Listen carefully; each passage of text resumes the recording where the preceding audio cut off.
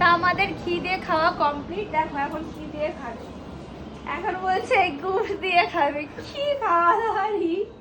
হ্যাঁ, আমাকে বলছে আর আমি বলেছি আর একটু ঘি দিয়ে লঙ্কা দিয়ে মাখাও, খাবো। বলছে না, তুমি একটু গুড় নিয়ে আসো।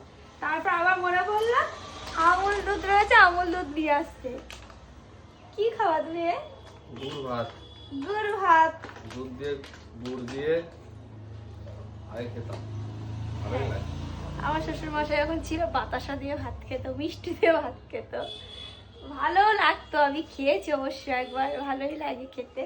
আর এই গুড়টা জানো তো পুরো অরিজিনাল, ওই যেখানে বানাচ্ছিল একটা ওই ভিতরের দিকে নিউ টাউনের অনেক ভিতরে, তো ওখানে বানায়।